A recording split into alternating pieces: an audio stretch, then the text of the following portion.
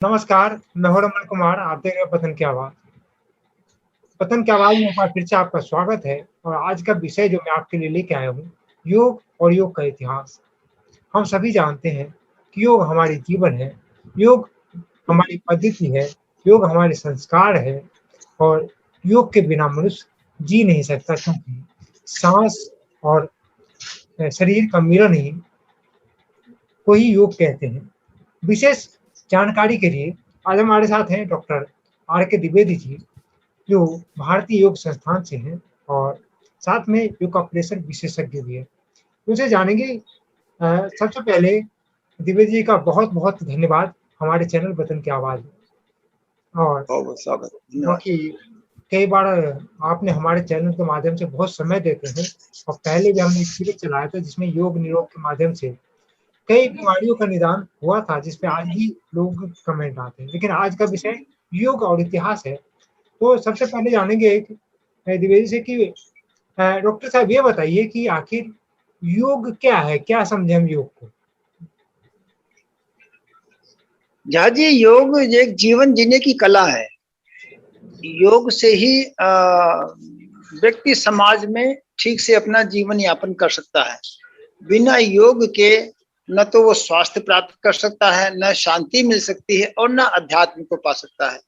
योग ही एक ऐसा माध्यम है जिससे तन, मन और चित्त तीनों शांत रहते हैं और जब शांत हो जाते हैं तो हम प्रभु के बिल्कुल निकट पहुंच जाते हैं, प्रभु को पा लेते हैं। तो इस प्रकार से योग एक जीवन जीने की कला है और प्रभु से मिलन का मार्ग है।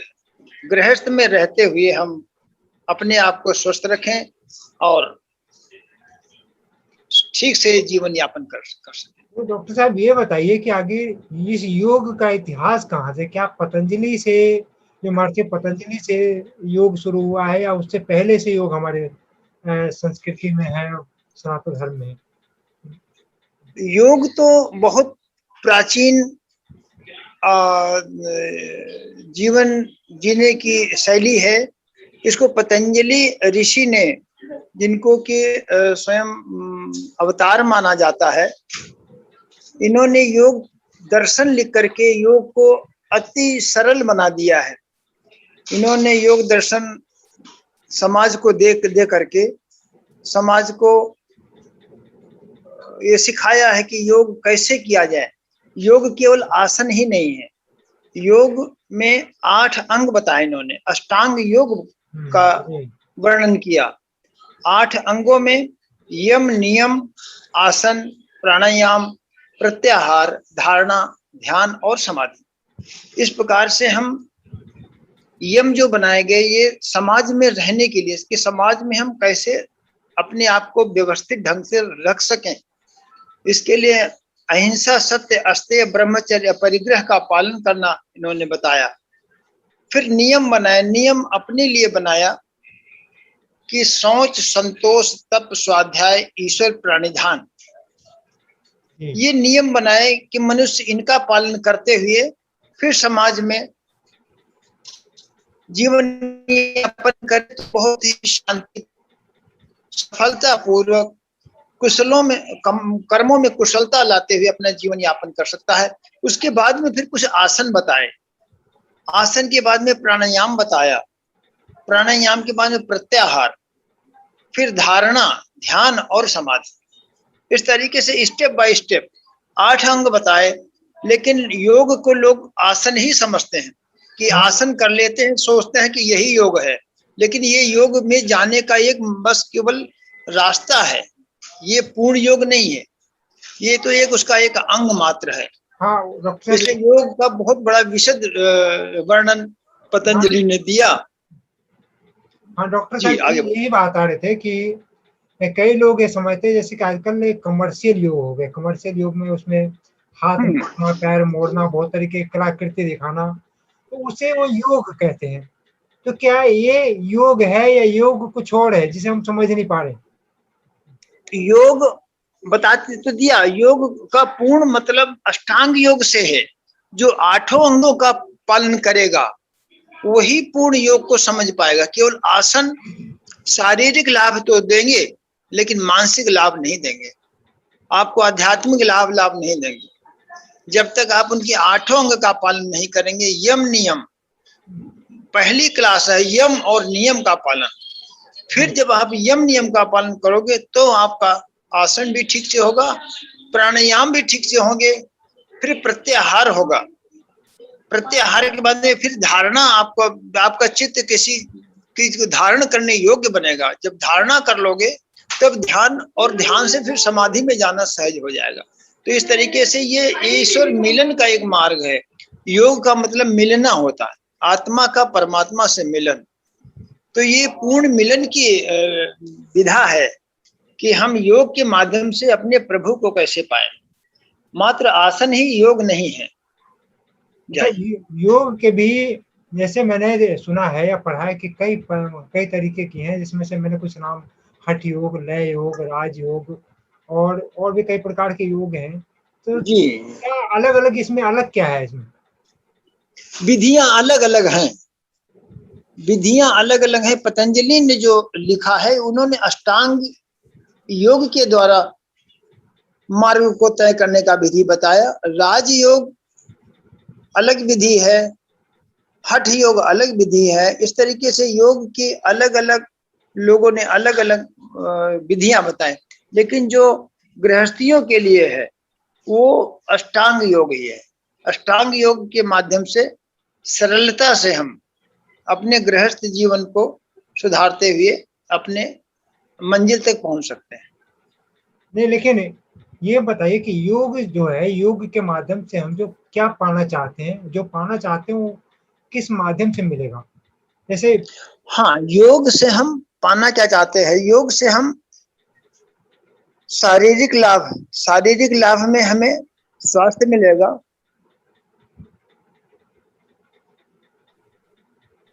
मिलेगा, मन की शांति मिलेगी, और जब शांत मन होगा तो हम ध्यान करके अपने प्रभु को पा सकते हैं।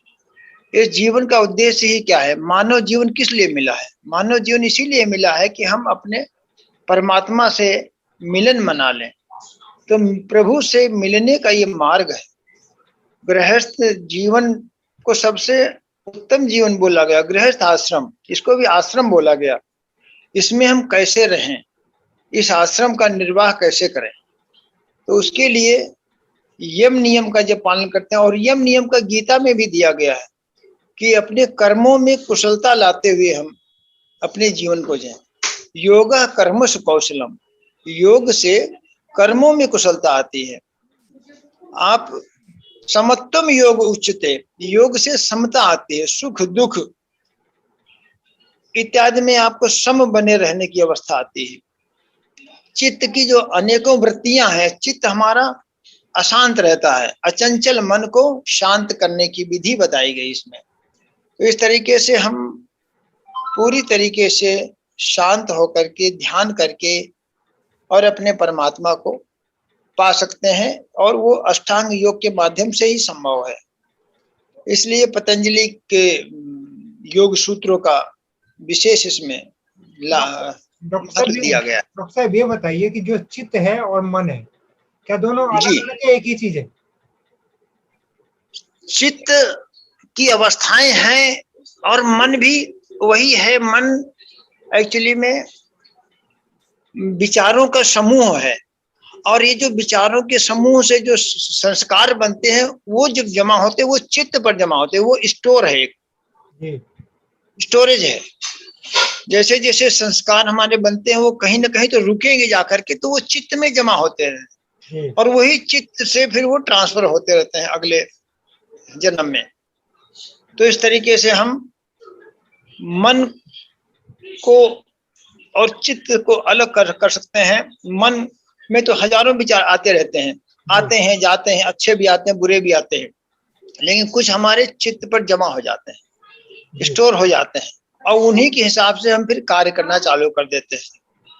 देखा, चित्त जो है पूर्व जन्म से, इस जन्म से उस जन्म के भी कुछ लेना देना है इसमें चित्त की, जैसा कि आपने कहा कि वो बिल्कुल बिल्कुल। संस्कार जो होते हैं, संस्कार तो हम आप, एक पुण्य आत्मा होता है, एक पापी आत्मा होती है। जी पाप पुण्य मिश्रित कर्म लोग करते हैं, पाप कर्म करते हैं। तो इस तरीके से उनके जो संस्कार हैं, कोई देवी पुरुष मिलता है, कोई राक्षस प्रवृत्ति का मिलता है, किसी को मिल करके आपको सुख मिलता है, किसी को आपको मिल से दुख मिलता है। तो सुख कौन कौन देगा? जिसके पास में सुख होगा वही तो देगा। जिसके पास में जैसी विद्या है, जैसा उसके पास में स्टोर है, वही तो बांटेगा। योग सुखी आदमी दुखी आदमी दुख देगा, है ना?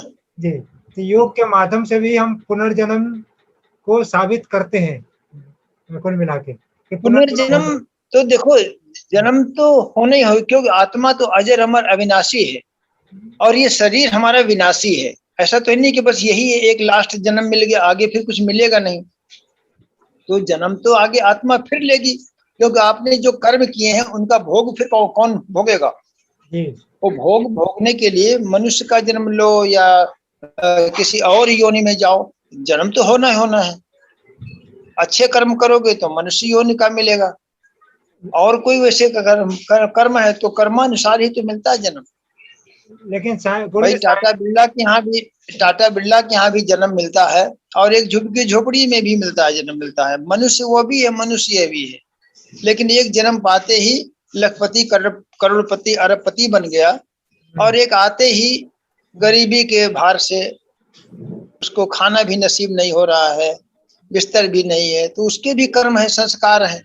नहीं गुरु जी, ये भी एक विषय है कि आखिर सुखी कौन है। इस पे भी बात रखेंगे कि सुखी कौन है, टाटा बिरला या झुग्गी झोपड़ी वाले। लेकिन आपने पुनर्जन्म की बात भी कहा कि, तो मैं दर्शन शास्त्र में पढ़ रहा था, तो वो एक तरफ तो मानते हैं कि पुनर्जन्म होता है, और बिल्कुल होता है, बिल्कुल होता है। दूसरी तरफ कहते नहीं होता है।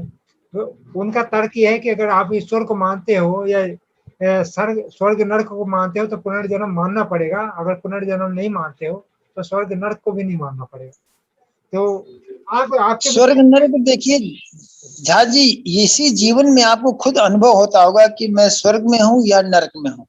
अगर आपका सारे कर्मों में और आपका परिवार, आपका समाज, आपका फ्रेंड सर्किल सुख देने वाला है तो यही स्वर्ग हो गया, और ये सब दुख देने वाले होगा तो इसी जीवन में ही यही आपको नर्क जैसा अनुभव होगा। नर्क और कहीं नहीं है कि नर्क कहीं ऊपर है या नीचे पाताल में है या कहीं है, ऐसा कुछ नहीं।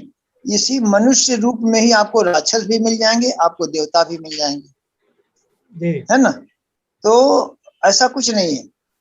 तो इसमें अपने अपने कर्मानुसार आदमी कर्म करता है, जैसा उसने संस्कार बनाए हैं, जैसी संगत किया, संगत का असर पड़ता है ना? तो कह रहे कि जो ये रहीम उत्तम प्रकृति, जो सात्विक प्रवृत्ति के हैं, जो रहीम उत्तम प्रकृति का कर सके कुसंग, और चंदन विष व्यापे नहीं लिपटे रहे भुजंग। सांप लिपटे रहते चंदन में, मगर चंदन अपनी शीतलता और खुशबू को नहीं छोड़ता, ठीक है ना? तो ये केवल जो उत्तम प्रकृति के हैं उनको कोई प्रभाव नहीं पड़ता, और जो असंत हैं, जो दुख देने वाले लोग हैं, उनको कितना भी सिखाओ, कितना भी कुछ करो, उनको वो चीज समझ में नहीं आती। क्योंकि उनकी जो ये 3 प्रकार के जो मनुष्य बताए गए हैं, राजसिक, तामसिक और सात्विक प्रकृति के, उसी प्रकार से इनके कर्म होते हैं।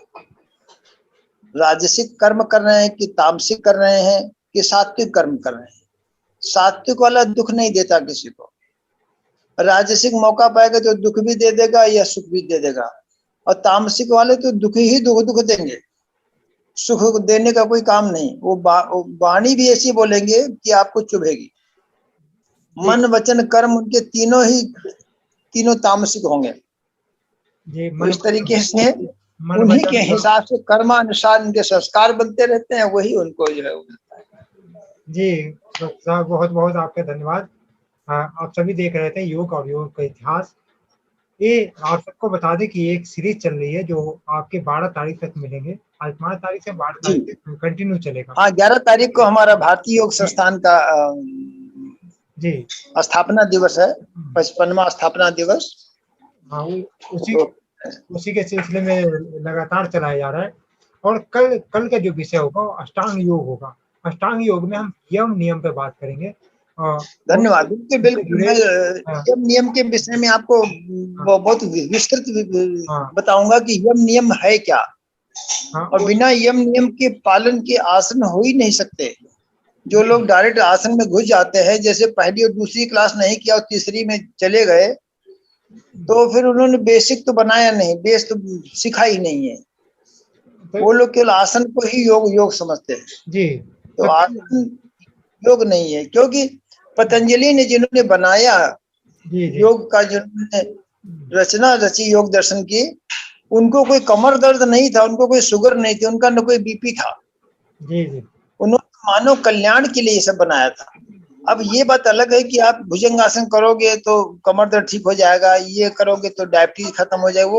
वो तो उसके लाभ हैं, लाभ मिलेंगे, लेकिन ये थोड़ी छोटे से लाभ हैं, ये सांसारिक लाभ हैं। आपको आध्यात्मिक लाभ मिलेगा जब आप अपने चित्त की वृत्तियों को शांत कर लेंगे। जो अशांत चित्त है, इधर भटक रहा, उधर भाग रहा, ये करूं कि वो करूं, इसको ले लूं, उसको खा लूं, ये कर लूं, वो कर लूं, वो सब शांत होना चाहिए, तभी आप आगे बढ़ोगे। मुझे कोई ऐसा कह रहा था, जैसे मैं उसमें बात कर रहा था, तो कह रहा कि अगर ये शरीर को मोड़ना योग है तो सर्कस वाले क्या नहीं, नहीं, वो भी एक योग होगा? नहीं नहीं नहीं, शरीर को मोड़ना तो जो सर्कस वाले ये नट वगैरह जो रोड किनारे करते हैं, ये लोग योगी थोड़ा हैं। जो अपना पेट पालन के लिए कर रहे हैं, एक डोरी के ऊपर चल रहे हैं या पानी पर तैर रहे हैं या ये कर रहे हो, वो योगी नहीं है। लेकिन वो केवल अपने शरीर को तोड़ना मोड़ना वो चीज अलग है। लेकिन वो तो जिम्नास्टिक हो गया, व्यायाम हो गए। कर्म योग तो माना जा सकता है उसे? नहीं, इससे कर्म योग नहीं बनेगा। अच्छा, कर्म योग तो अलग ही है, सब्जेक्ट अलग होगा। अगर वो इस तरह वो सब्जेक्ट अलग है कि आप कर्म किस भावना से कर रहे हैं। आप कर्म कुछ अपने लिए फायदे के लिए कर रहे हो कि समाज हित के लिए कर रहे हो। समाज हित के लिए जो काम कर रहे हो वो सब निष्काम कर्म हो रहे हैं, जिसके फल की चिंता नहीं है ना, वो सब कर्म होते हैं, निष्काम कर्म। और ये तो कोई कर्मों की श्रेणी में नहीं आएंगे कि जो आपने पेट पालन के लिए किया, ये कोई कर्म नहीं है। ये तो आप अपना, ये तो जानवर भी कर रहे हैं, पेट पालन का काम कर रहे हैं। आपने उस कर्म से किसी को लाभ क्या क्या पहुंचाया, उससे तो आपका लाभ हो रहा है कि आप रस्सी पर कूद रहे हैं और क्षण में से निकल रहे हैं, डब्बे में घुसे जा रहे हैं, वो कोई योग नहीं है ना। तो योग का बहुत बड़ा विस्तृत वर्णन है, तो कल हम आपको इसके विषय में और ज्यादा बताएंगे। जी गुरु जी। हाँ, तो मैं अपने दर्शक को बताना चाहूंगा कि कल आप देखें, आज योग और उसके इतिहास के बारे में बात हुई विस्तृत से, साथ में कुछ यम नियम के हिस्से हुए, चित्तवृत्ति की बात हुई। तो कल आप देखेंगे, सुनेंगे, इसी वीडियो पे देखेंगे कि यम और नियम का पहला हिस्सा, जैसे कि अष्टांग योग में 8 भाग हैं, तो कल पहले भाग को विस्तार से बात करेंगे। आप सभी ज्यादा से ज्यादा जुड़िए और इस वीडियो को देखिए, लाइक एंड सब्सक्राइब कीजिए, ताकि इस वीडियो का मैं आपको फिर एक बार बता दूं कि पैसे कमाने का कोई महत्व नहीं है। हम सभी लोग अपने अपने जीवन में सुखी हैं, समाज को फायदा पहुंचे, योग जनता के हित की बात हो, इसलिए हम लोग ये वीडियो शूट करते हैं। ठीक है, बहुत बहुत धन्यवाद आप सभी का वीडियो देखने के लिए। नमस्कार गुरु जी, आपका बहुत बहुत शुक्रिया, आप समय लगा देते हैं। कल फिर इसी टाइम फिर हाजिर होंगे। धन्यवाद।